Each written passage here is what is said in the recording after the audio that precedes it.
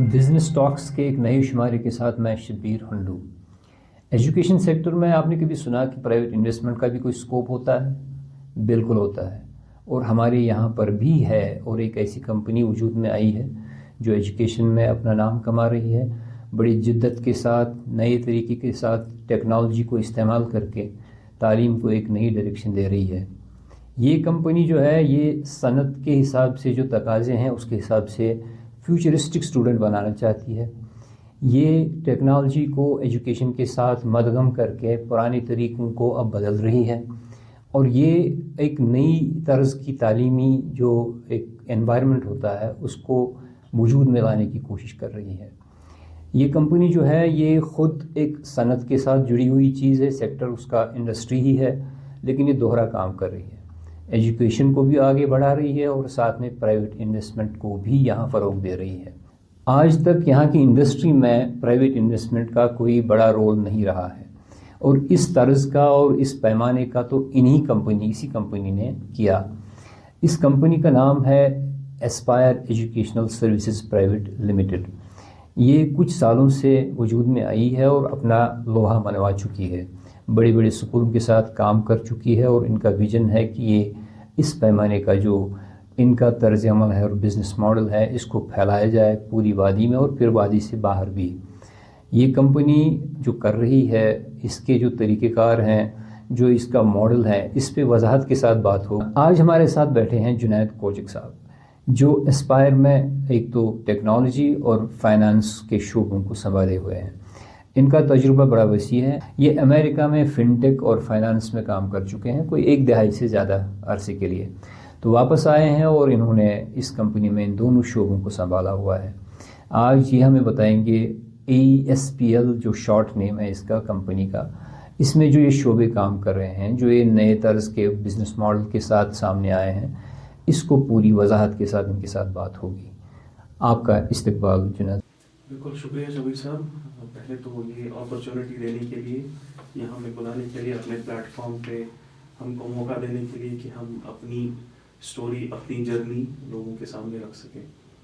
तो Aspire basically 2012 में शुरू हुआ था एक कंपनी, जिसका ऑब्जेक्टिव स्ट्रेट फॉरवर्ड था कि एक सवाल को लेकर, क्या हम इमेजिन कर सकते हैं एजुकेशनल जो स्ट्रक्चर है इस रीजन का to meet global benchmarks.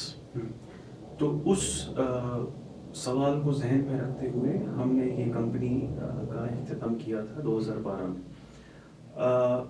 Objective यही था कि यहाँ के बच्चों को वो रिसोर्सेज मिले जो उनके peers globally across the region उनको मिल रहे हैं जी। तो इस वजह से इस चीज़ का इख्तिताम हुआ था जी। तो क्या गैप है जो आपने देखी और फिर उसको फिलअप करने की ज़रूरत पड़ी, तो आपने सोचा हम ही कर सकते हैं? तो एस्पायर एजुकेशनल सर्विसेज का इख्तिताम 2012 में इसकी बुनियाद, एक कंपनी की बुनियाद रखी गई, एक सवाल को मद्देनज़र रखते हुए कि क्या कश्मीर के एजुकेशनल स्ट्रक्चर को हम री इमेजिन कर सकते हैं कि वो जो ग्लोबल बेंचमार्क्स हैं उनको मीट कर सके। अगर आपको याद होगा, एक डेकेड पहले, 10 साल 15 साल पहले, फोकस हमेशा हमारा रहा है रोट लर्निंग पे, over crowded classrooms, teacher trainings पर उतना फोकस नहीं था, आउटडेटेड सिस्टम्स। तो हमने इन सब चीज़ों को मद्देनज़र रखते हुए सोचा कि कुछ अलग करने की का स्कोप है। और वो अलग क्या था? वो अलग था कि हम एक ऐसा निज़ाम बनाए जहाँ पे एजुकेशन एक बच्चे में क्रिएटिविटी लाए, उस बच्चे को कॉन्फिडेंट बनाए और उसको फ्यूचर रेडी, जो फ्यूचर स्किल्स हैं वो उस बच्चे में इम्बाइब करे, ताकि वो 21st सेंचुरी के चैलेंजेस को फेस कर सके। तो इन चीज़ों को मद्देनज़र रखते हुए एस्पायर का इख्तिताम हुआ। और अगर आप देखेंगे, आप एक एस्पायर को एक ऐसा फ्रेमवर्क लेकर समझ सकते हैं कि एक ऐसा फ्रेमवर्क है जो कैपिटल, इंफ्रास्ट्रक्चर और इनोवेशन को एक साथ लाकर एक इम्पैक्टफुल एजुकेशन देना चाहता है जहाँ पे इसकी ज़रूरत है। बेसिकली यही आइडिया था जहाँ से एस्पायर शुरू हुई। जी, एजुकेशन को नॉर्मली तो यही समझा जाता है कन्वेंशनल मेथड में कि पढ़ाने का काम है, लेकिन जब हम मॉडर्न एजुकेशन की स्टैंडर्ड्स और उसकी चैलेंज और उसकी रिक्वायरमेंट को देखते हैं तो ये खाली पढ़ने पढ़ाने का काम नहीं रहा, इसके साथ स्किल्स भी हैं, टेक्नोलॉजी बीच में है, करिकुलर एक्स्ट्रा करिकुलर एक्टिविटीज़ हैं, कंपटीशन है, बहुत सारी चीज़ें हैं। तो आपके मॉडल में ये सारा कुछ आता है? बिल्कुल, हमारा जो हमारा आइडिया है of education is the development of the heart, mind and the body. जी। So there is a strong focus on इन तीनों फेसेट्स पर हम काम करें। हमारे स्ट्रक्चर में टेक्नोलॉजी का बहुत यूज़ होता है जो आजकल होना भी चाहिए, लेकिन हमारा मानना है कि टेक्नोलॉजी शायद एक टेचर को, एक स्कूल को रिप्लेस नहीं करेगी, लेकिन उनको इम्पल्सेट करेगी कि वो इफेक्टिव ज़्यादा हो जाए। जहाँ पे टेक्नोलॉजी और human when they come together, I personally feel great things are possible. जी जी। तो अभी तक आपके मॉडल प्रैक्टिकल शेप में आ चुके हैं क्या? जी बिल्कुल, हमने पिछले काफ़ी सालों से इस पर काम किया। हमने पिछले सालों में एक ऐसा transformative model, I should say एक ऐसा मॉडल क्रिएट किया है जो हमारे बच्चों के लिए ही खाली ट्रांसफॉर्मेटिव नहीं रहा है, हमारे बाकी स्टेक होल्डर्स के लिए भी बेनिफिशियल रहा है, और चीज़ें चल रही हैं, we have matured a lot. इस पर और बात होगी। मैं आपसे मार्केट के बारे में पूछना, जो लैंडस्केप हमारा कश्मीर का है, तो वैसे कहा जाता है कि 2030 तक K-12 एजुकेशन सेक्टर जो है 3 गुना हो जाएगा। तो अगर ये ऑल इंडिया 3 गुना हो रहा है तो हमारे यहाँ क्या पोजीशन है और आपका उसमें क्या रोल होता है? देखिए, ये बात आपकी बिल्कुल सही है कि एजुकेशन जो पैन इंडिया अगर आप देखेंगे इस वक्त, जो डेटा हम इंटरनेट पे बाकी जगहों पे देखते हैं, तकरीबन $100 बिलियन का एक मार्केट है, जो एक्सपेक्ट किया जा रहा है कि इसको मल्टीप्लाइड बाई 3 हो जाएगा बाई 2030-2035। तो एक बहुत बड़ी अपॉर्चुनिटी है। अब अभी कुछ टाइम पहले एक रिपोर्ट आई थी जब हमारा बजट आया था यहाँ का, तो उसमें हमने देखा कि तकरीबन $2.4 बिलियन का मार्केट यहाँ पर है जम्मू एंड कश्मीर में, अगर आप देखेंगे, जिसमें जो प्राइवेट स्कूल्स हैं, ये पूरा एजुकेशन का बजट है। तो जिसमें आप प्राइवेट स्कूल्स की अगर बात करेंगे तो प्राइवेट स्कूल्स भी एक आधे से ज़्यादा जो हमारे यहाँ के स्टूडेंट्स हैं वो प्राइवेट स्कूल्स में जा रहे हैं, और ये नंबर डे बाय डे बढ़ रहा है। और आप एक देखिए, जो हमारा इंडिया की ग्रोथ हो रही है, हर रीजन की ग्रोथ हो रही है, उसमें एक चीज़ तो स्टैंडर्ड है, कोई भी इंसान अपनी लाइफ को बेहतर ही करना चाहता है, राइट? तो उसको मद्देनजर देखते हुए ये एक ऐसी रिक्वायरमेंट है जो बढ़ती ही रहेगी, कम नहीं होगी। एक और मैंने डेटा कहीं पर देखा था कि bye 2030 India will need the current school going population is around 250 million. By 2030 this is going to expand to around 350 million approximately. So means there is more need of more and more schools. तो अगर हम उसको Jammu and Kashmir के context से देखें, यहाँ पर भी education, everyone wants good education, quality education, I would say quality education, not literacy.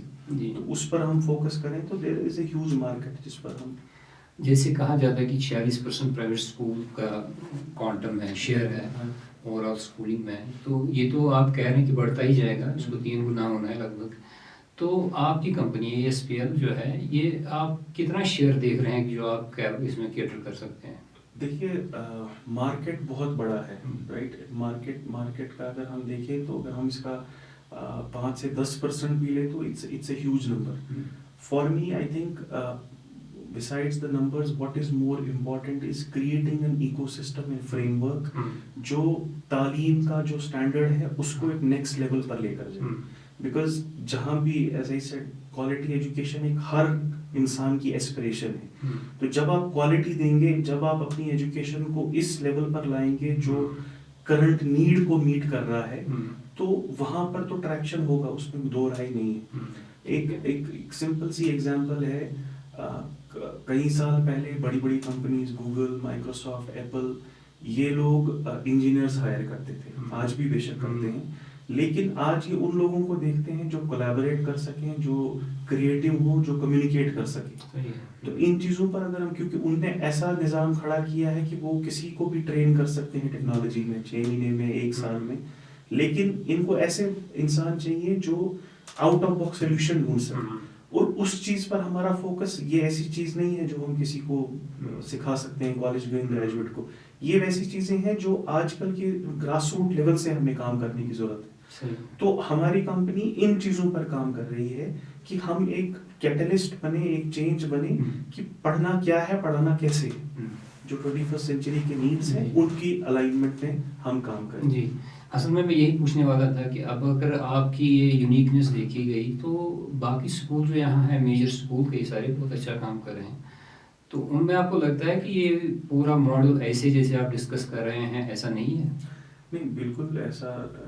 देखिए, जैसे यहाँ के बड़े बड़े स्कूल हैं, they have done pretty well, and I think credit must be given to all the schools for infusing education इस हमारे region में।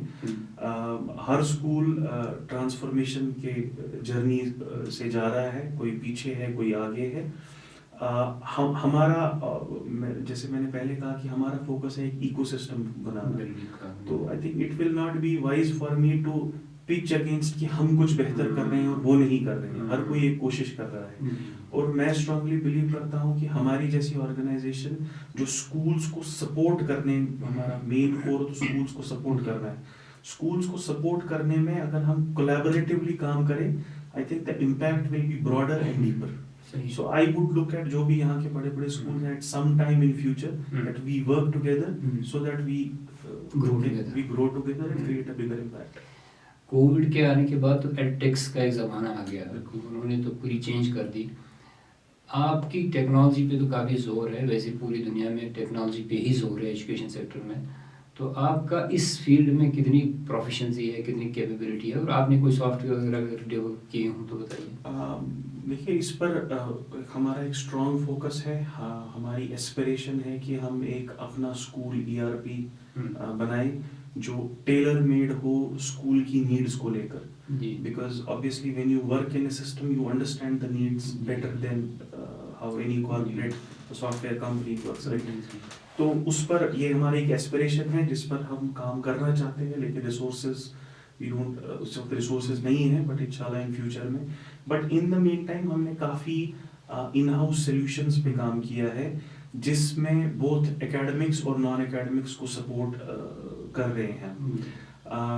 एकेडमिक्स को सपोर्ट करने के लिए हमने कुछ सोल्यूशंस बनाए हैं जिसमें हमारी जो असेसमेंट्स हैं वो हम कैप्चर कर सकें इन ए बेटर वे, हम डेटा ड्रिवन डिसीजंस ले सकें। नॉन एकेडमिक्स के लिए हमने सोल्यूशंस बनाए हैं जो हमारी ऑपरेशनल ऑप्टिमाइजेशन को बेटर कर सकें। ट्रांसपोर्ट एक बहुत बड़ा इशू आता है, तो स्कूल्स में ट्रांसपोर्ट अगर आप देखें, every school thinks of it as an overhead, तो we are trying to work on कि हम उन चीज़ों को कैसे ऑप्टिमाइज कर सकें। तो वो सॉल्यूशंस पे हमने काम किया है। अभी रिसेंटली हमने एक सॉल्यूशन इंट्रोड्यूस किया है, तो it is in a very early stage. हर स्कूल में टीचर पढ़ाते हैं, एक medium to a large school में अगर आप देखेंगे एनीवेयर बिटवीन 50 से 100 या 300 भी स्टाफ मेंबर्स होते हैं। जिन स्कूलों को हम सपोर्ट कर रहे हैं वहाँ तकरीबन 250 से 300 स्टाफ मेंबर्स हैं। अगर आप क्वालिटी को इम्प्रूव करना चाहते हैं, आप कैसे कैप्चर करेंगे कि लेसन जो लर्निंग ऑब्जेक्टिव्स हैं वो डिलीवर हो रहे हैं कि नहीं, अगर हो रहे हैं कि क्या वो बेंचमार्क स्टैंडर्ड्स पर हैं कि नहीं, तो उसके लिए एक नॉर्मल तरीका है कि हम ऑब्जर्वेशंस करें। तो ऑब्जर्वेशंस इम्प्लीमेंट हो रही हैं, वो ऑलरेडी होती थी, लेकिन इसको हमने एक स्टेप ऊपर लिया। हमने एक सोल्यूशन बनाया जिसमें ऑब्जर्वेशंस कैप्चर हो जाएंगी, एक टीचर की observation over a period of time capture हो जाएंगी, जिससे आप रिलेट कर पाएंगे कि टीचर की ग्रोथ कैसी हो रही है। इस teacher focusing on the areas जहाँ पे उसकी जरूरत है, उसको काम करने की जरूरत है कि नहीं। अब इसमें द नेक्स्ट स्टेप इज कि हम इसमें आर्टिफिशियल इंटेलिजेंस इंट्रोड्यूस करें, ऐसे मॉडल्स बनाएं जहां हम कैप्चर कर सकें कि ब्रिलियंस कहाँ पे हो रही है। फॉर एग्जांपल, एक स्कूल है जहाँ पे 100 सेक्शन है, तो at any point of time 100 sections में एक टीचर लेसन डिलीवर कर रहा है। How will you be identified कि who is a good teacher? सही, there are ways of teacher से स्टूडेंट से फीडबैक ले लीजिए, assessment, but they are primitive ways of doing it, right, वो बाद में होता है। But how will you able to capture कि अच्छा कहाँ पे हो रहा है, और जहाँ पे अच्छा हो रहा है how will you replicate that further. So there is a strong focus on developing solutions like this that will aid improving the quality of education. जी. अच्छा, ये तो सारा कमर्शियल एंगल से हो रहा है ना, एक बिजनेस मॉडल है इसका, मार्केटिंग करते हैं आप. अपना बिजनेस मॉडल आप बताइए, मतलब स्कूल के साथ कैसे टाई अप कर लेते हैं, एसेट लाइट मॉडल है क्या, या आपके अपने एसेट्स भी होते हैं, कैसे कर रहे हैं आप? देखिए, हमारा एक ड्यूअल मॉडल है, आई शुड से, जिसमें कुछ स्कूल्स के साथ जहाँ हम एसोसिएटेड हैं वहाँ पे हम इंफ्रास्ट्रक्चर वगैरह हमने बनाया है. क्योंकि एक नीड थी कि इस जो हमारा ये कॉन्सेप्ट था, जैसे आजकल स्टार्टअप का एक बज़वर्ड है, तो अपने आइडिया को आपको इंट्रोड्यूस करने के लिए आप कहते हैं हमें एक प्रोटोटाइप बनाना है. अब जिस लाइन ऑफ बिजनेस में हम हैं, इसमें एक प्रोटोटाइप हमें प्रूव करना था कि दिस इज वर्केबल, राइट. तो वहाँ पर हमने इंफ्रास्ट्रक्चर बनाया है. उन इंफ्रास्ट्रक्चर को यूज करके हमने जो हमारा आइडिया ऑफ एजुकेशन था उसको इम्प्लीमेंट किया है, and we have taken care of all the legal compliance जो भी रिक्वायरमेंट है, we have taken care of that.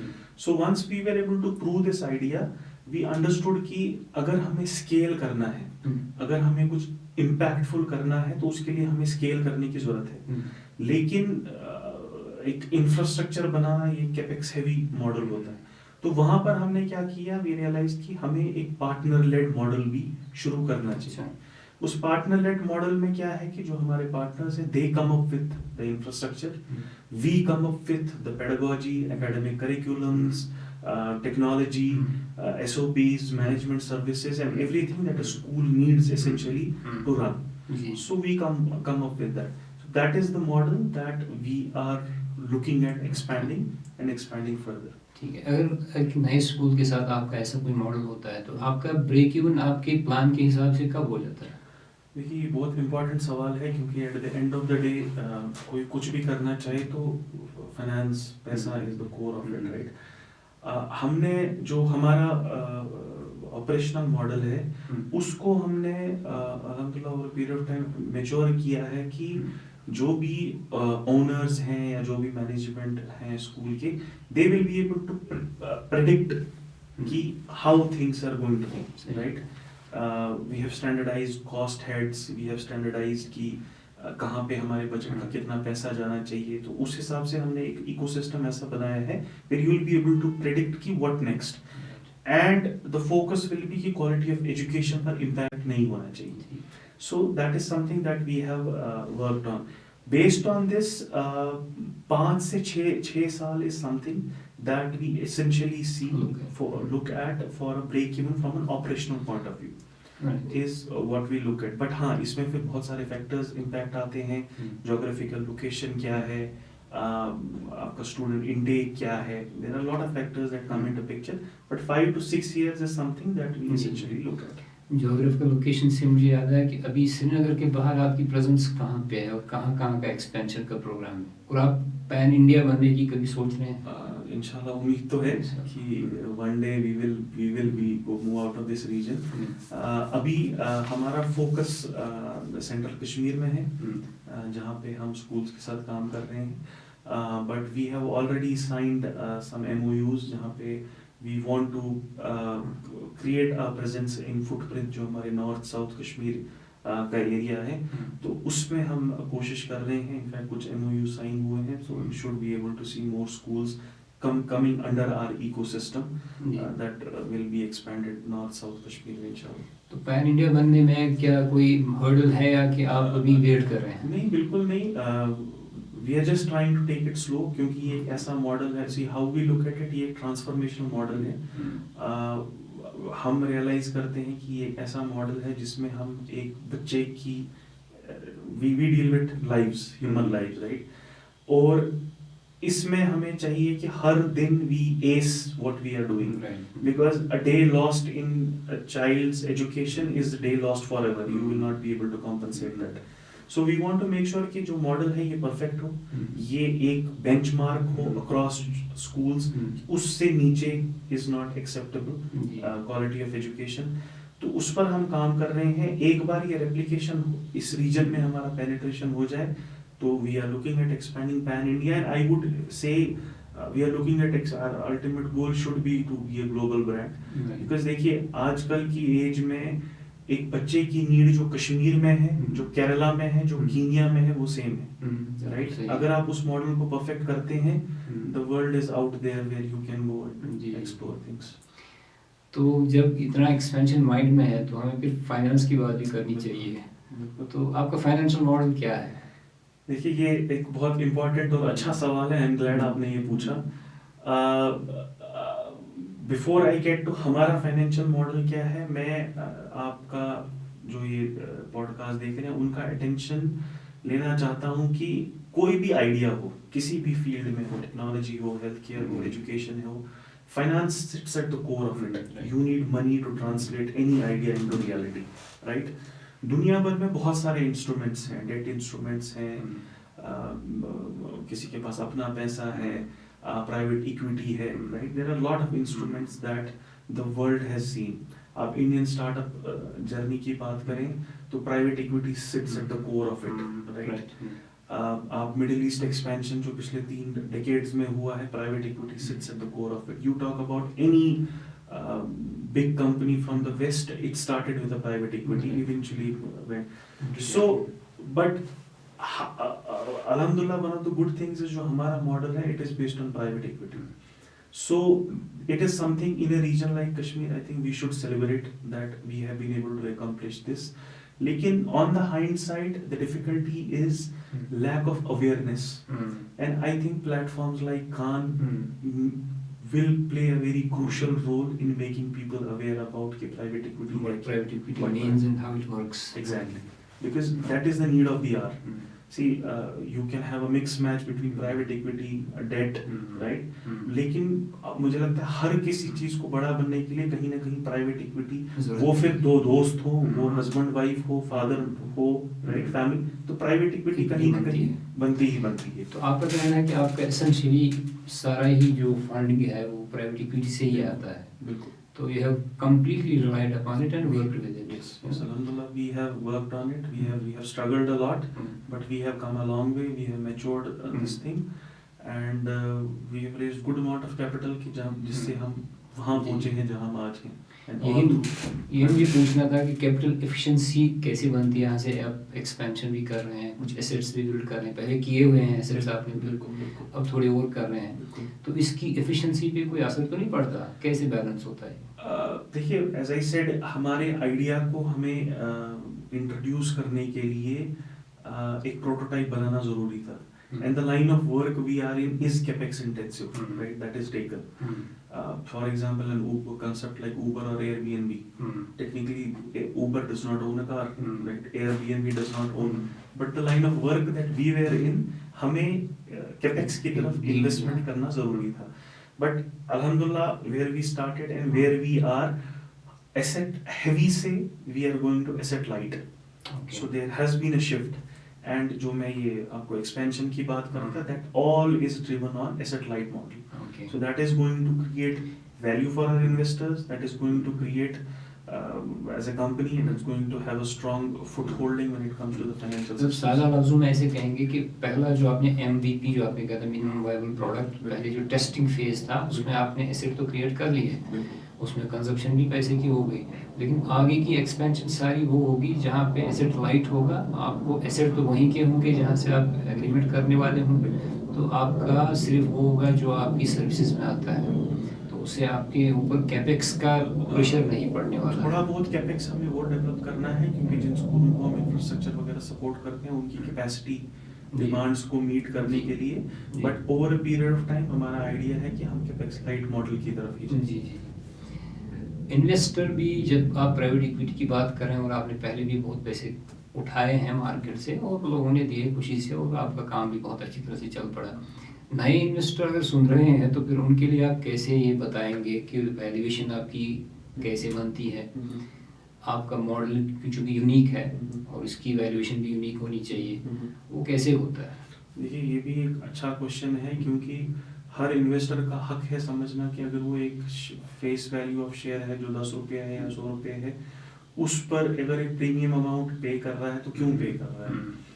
तो एस्पायर में हमने राइट फ्रॉम डे वन ये इंश्योर किया कि हम कंप्लाइंसेस पर फोकस्ड रहे।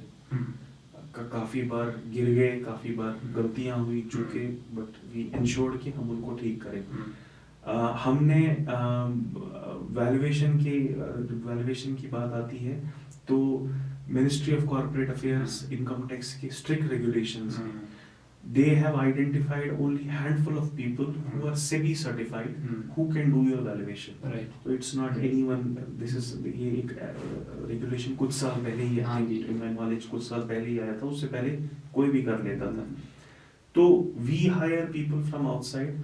In fact, when I was looking for a valuer, I could not find a SEBI certified in Jammu and Kashmir. No, there's nobody. Yeah. No, then this year somebody called me when I was looking for the. I had reached out to a number of people. अच्छा। This year somebody called me from Jammu अच्छा। and कि आपने इतने साल पहले हमसे request किया था, if you are, I am happy to share कि now I am, now you can come to us. Certified. Certified. So we go to SEBI certified merchant bankers, जिसमें नॉर्मल मॉडल है हमारा डिस्काउंटेड कैश फैक्टर, राइट, जिसमें हम अपने projections based on हमारा जो expansion है, जैसे एक आम कंपनी करती है वैसे ही हम अपनी वैल्यूएशन को लेते हैं, एंड जो वहां से फिर हमारे को जो नंबर आता है, that is what we put as our valuation. अब आपको मैं एक अहम क्वेश्चन करता हूँ, आपके पास पैसे आते हैं, एक वन वे ट्रैफिक हो गया, फिर वापस निकालने की जो एग्जिट स्ट्रेटजी है, थीसिस है क्या, इन्वेस्टर को भी पता होना चाहिए। देखिए, exit is an important journey. जो एंटर हुआ उसको आपको एग्जिट देना है। मेरी नज़र में एस्पायर एजुकेशनल सर्विसेज एक पैन इंडिया इकोसिस्टम का हिस्सा है। उसको आप स्टार्टअप बोलिए, हालांकि हम वो जो स्टार्टअप की 10 साल की डेफिनेशन है उसमें फिट नहीं बैठते, लेकिन कहीं ना कहीं हम भी उसी जर्नी का हिस्सा है। जर्नी सेम ही थी। तो there are defined ways how people who invest in private equity get their exit. तो it is not something that I और you have to create out of a new wheel, right. It is already out there, जिसमें buybacks होते हैं। जब company cash rich होती है तो बाईबैक्स होते हैं, राइट, जिसमें इन्वेस्टर्स को एग्जिट मिलता है। वेंचर कैपिटलिस्ट एक बज़वर्ड है, वो वेंचर कैपिटलिस्ट काफी पैसा इन्फ्यूज करते हैं where they see value. In fact मैं यहाँ पे पॉइंट ऐड करूँगा, आपका स्टेज वो हो गया है कि जहाँ पे वेंचर कैपिटलिस्ट आए और जो एग्जिस्टिंग इन्वेस्टर है उनको एक ही बारी में एग्जिट भी दे सकता है। Respectable exit. And it could happen any time. Yes, inshallah it can happen any time. So these are some of the HNIs हैं. HNIs can come in who can give a good exit to our investors. So these are already defined areas. अब हमारा focus क्या होना चाहिए और जिस पर हम aggressively काम कर रहे हैं कि हमारा बिजनेस प्रपोजिशन ऐसा बने कि बाय डिफॉल्ट वो इन्वेस्टर के लिए वैल्यू बनाए।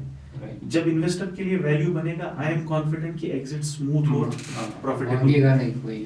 अगर मांगेगा भी स्मूथ और प्रॉफिटेबल होगा, because anyone who sees value in a business growing will want to be a part of that flight, right? And people who want to get out due to any reason will get a respectable exit. अभी हमने revenues की बात की और modelling की भी बात की, अब हम आपके काम का इम्पैक्ट सुनना चाहते हैं कि सोशल इम्पैक्ट क्या है, एक्चुअल लर्निंग आउटकम्स, इक्विटी या एम्प्लॉयबिलिटी, इसमें कितना इम्पैक्ट। देखिए, बेशक रेवेन्यू वगैरह तो ये चीज़ें आती हैं, लेकिन वी कंसिडर हमारा जो प्रोजेक्ट है, we consider as a social impact. We consider Aspire as a vehicle that is making an impact investment for the upliftment of the whole reason.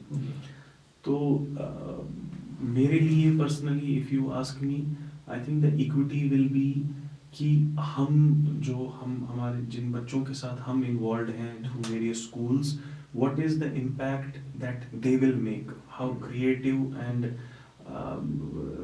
learners they will become for the future, and most importantly जब वो as adults into the society जाएंगे, what is the contribution that they will make.